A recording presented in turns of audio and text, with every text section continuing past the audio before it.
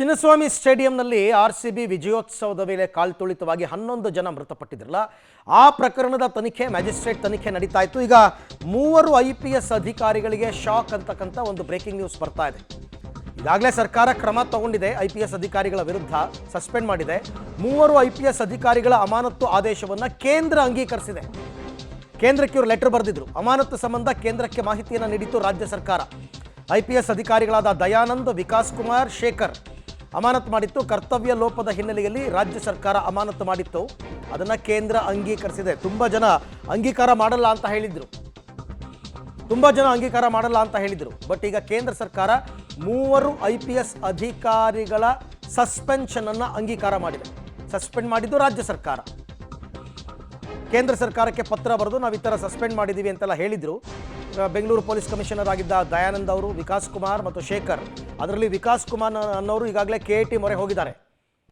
ನನ್ನ suspension wrong ಇದೆ ಅಂತಂದ್ಬಿಟ್ಟು. ಬಟ್ KAT ಏನು ತೀರ್ಮಾನ ಕೊಡೋದು ಗೊತ್ತಿಲ್ಲ. ಒಟ್ಟು ಕೇಂದ್ರ ಸರ್ಕಾರ ಅಂತೂ ಮೂವರು IPS ಅಧಿಕಾರಿಗಳ ಅಮಾನತನ್ನು ಅಂಗೀಕರಿಸಿದೆ ಅನ್ನುವಂತಹ ಮಾಹಿತಿ ಈಗ ಸದ್ಯಕ್ಕೆ ಲಭ್ಯವಾಗ್ತಾ ಇದೆ. ಯಾಕೆಂದರೆ ಇವರು ಇನ್ ಡೀಟೇಲ್ ಬರೆದಿದ್ರು. ಯಾಕೆ ನಾವು ಸಸ್ಪೆಂಡ್ ಮಾಡಿದ್ದೀವಿ, ಇವರಿಂದ ಆದಂತಹ ಕರ್ತವ್ಯ ಲೋಪ ಏನು, 11 ಜನರ ಸಾವಿಗೆ ಇವರು ಹೇಗೆ ಕಾರಣಕರ್ತರಾಗ್ತಾರೆ, ಎಲ್ಲವನ್ನ ಡೀಟೇಲ್ ಆಗಿ ಬರೆದಿದ್ರು. ಬೆಂಗಳೂರು ನಗರ ಕಮಿಷನರ್ ಒಬ್ಬರನ್ನ ಸಸ್ಪೆಂಡ್ ಮಾಡಿರ್ತಕ್ಕಂಥ ಘಟನೆ ತುಂಬ ದೊಡ್ಡ ಘಟನೆ. ಹಂಗೆ ನೋಡಕ್ಕೆ ಹೋದರೆ ಕಮಿಷನರ್ನೇ ಸಸ್ಪೆಂಡ್ ಮಾಡಿದ್ದಾರೆ ಅಂತ. ಬಟ್ ಕೇಂದ್ರ ಅದನ್ನು ಅಂಗೀಕರಿಸಿದೆ. ಈ ಬಗ್ಗೆ ಮತ್ತಷ್ಟು ಮಾಹಿತಿ ನನ್ನ ಕೊಲೀಗ್ ಮುರಳೀಧರ್ ಅವರಿಂದ ಪಡ್ಕೊಳ್ಳೋಣ. ಮುರಳಿ, ಈಗ ಮೂವರು IPS ಅಧಿಕಾರಿಗಳ ಸಸ್ಪೆನ್ಷನನ್ನು ಕೇಂದ್ರ ಅಂಗೀಕರಿಸಿದೆ ಅಂತ ಸುದ್ದಿ. ಹಾಗಾದರೆ ಮುಂದೇನು, ಈ IPS ಅಧಿಕಾರಿಗಳ ಭವಿಷ್ಯ ಏನು ಅಂತ?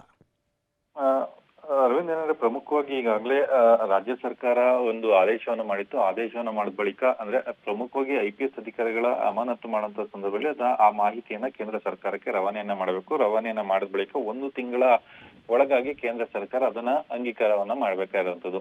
ಈಗಾಗಲೇ ಆ ಪ್ರಕ್ರಿಯೆಗಳೇನಿತ್ತು, ಆ ಪ್ರಕ್ರಿಯೆಗಳು ಸಂಪೂರ್ಣವಾಗಿ ಮುಕ್ತಾಯ ಆಗಿರುವಂತದ್ದು. ಕಳೆದ 10 ದಿನಗಳ ಹಿಂದೆ ರಾಜ್ಯ ಸರ್ಕಾರವು ಕೂಡ ಯಾವ ಕಾರಣಕ್ಕಾಗಿ ಈ ಮೂವರು IPS ಅಧಿಕಾರಿಗಳನ್ನ ಅಮಾನತನ್ನ ಮಾಡಿದೀವಿ, ಜೊತೆಗೆ ಯಾವ್ಯಾವ ವಿವರಗಳೇನಿತ್ತು ಮತ್ತು ಅವರ ಕರ್ತವ್ಯ ಲೋಪದ ಮಾಹಿತಿಗಳೇನಿತ್ತು, ಆ ಮಾಹಿತಿಗಳನ್ನೆಲ್ಲ ಕೂಡ ಕೇಂದ್ರ ಸರ್ಕಾರಕ್ಕೆ ರವಾನೆಯನ್ನ ಮಾಡಲಾಗಿತ್ತು. ಕೇಂದ್ರ ಸರ್ಕಾರಕ್ಕೆ ರವಾನೆಯನ್ನ ಮಾಡಿದ ಬಳಿಕ ಕೇಂದ್ರ ಸರ್ಕಾರ ಅದೆಲ್ಲಾನು ಕೂಡ ಕೂಲಂಕುಷವಾಗಿ ಪರಿಶೀಲನೆಯನ್ನ ಮಾಡಿ ಕಳೆದ 1-2 ದಿನಗಳ ಹಿಂದಷ್ಟೇ ರಾಜ್ಯ ಸರ್ಕಾರಕ್ಕೆ ಮಾಹಿತಿಯನ್ನ ರವಾನೆಯನ್ನ ಮಾಡಿರುವಂತದ್ದು. ಈ ಮೂವರು ಅಧಿಕಾರಿಗಳೇನಿದ್ರು, ಮೂವರು ಅಧಿಕಾರಿಗಳ ಅಮಾನತನ್ನ ಅಂಗೀಕಾರವನ್ನ ಮಾಡಿದೀವಿ ಅಂತೇಳಿ DPR ಅಂದ್ರೆ ರಾಜ್ಯ ಸರ್ಕಾರದ ಆಡಳಿತಾತ್ಮಕ ಒಂದು ಇಲಾಖೆ ಏನಿದೆ, ಆಡಳಿತಾತ್ಮಕ ಇಲಾಖೆಗೆ ಮಾಹಿತಿಯನ್ನ ರವಾನೆಯನ್ನ ಮಾಡಿರುವಂತದ್ದು. ಮಾಹಿತಿಯನ್ನ ರವಾನೆಯನ್ನ ಮಾಡಿ ಆದೇಶವನ್ನ ಕಳಿಸ್ಕೊಟ್ಟಿದೆ. ಈಗ ರಾಜ್ಯ ಸರ್ಕಾರವೇ ಅವರ ಅಮಾನತನ್ನ ವಾಪಸ್ ಪಡ್ಕೊಳ್ಬೇಕಾಗಿರುವಂತದ್ದು. ಅಂದ್ರೆ ಅದನ್ನ ರಿಟ್ರೀವ್ ಅನ್ನ ಮಾಡುವಂತದ್ದು ಇರ್ಬೋದು, ಅಥವಾ ಆದೇಶವನ್ನು ವಾಪಸ್ ಪಡ್ಕೊಳ್ಳುವಂತ ಪ್ರಕ್ರಿಯೆಯನ್ನ ಮಾಡುವಂತದ್ದು.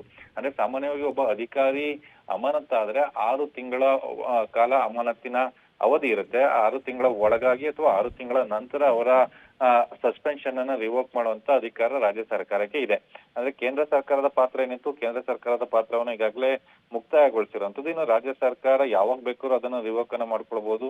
ಅದು ನಾಳೆ ಬೇಕಾದ್ರೂ ಆಗ್ಬೋದು, ಅಥವಾ ಮುಂದಿನ ತಿಂಗಳು ಬೇಕಾದ್ರೂ ಆಗ್ಬೋದು, ಅಥವಾ 1 ವರ್ಷಗಳ ಕಾಲ ಕೂಡ ಬೇಕಾದ್ರೂ ಆಗ್ಬೋದು. ಆ ರೀತಿಯ ಪ್ರಕ್ರಿಯೆಗಳೇನಿತ್ತು, ಆ ಪ್ರಕ್ರಿಯೆಗಳನ್ನ ಮಾಡೋದಕ್ಕೆ ರಾಜ್ಯ ಸರ್ಕಾರ ಮುಂದಾಗ್ಬೇಕಾಗಿರೋಂಥದ್ದು.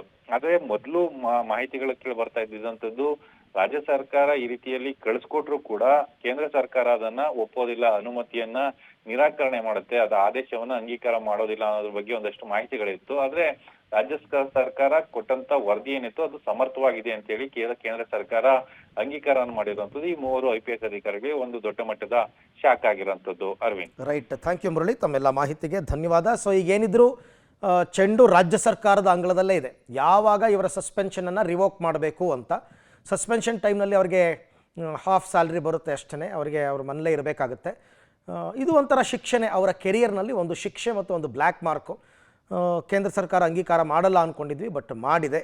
ಏನು ಮಾಡೋಕ್ಕಾಗಲ್ಲ ಈಗ, ಯಾಕಂದರೆ ಇವರು ಕೊಟ್ಟ ರಿಪೋರ್ಟನ್ನು ಕೇಂದ್ರ ಸರ್ಕಾರ ಒಪ್ಕೊಂಡಿದೆ.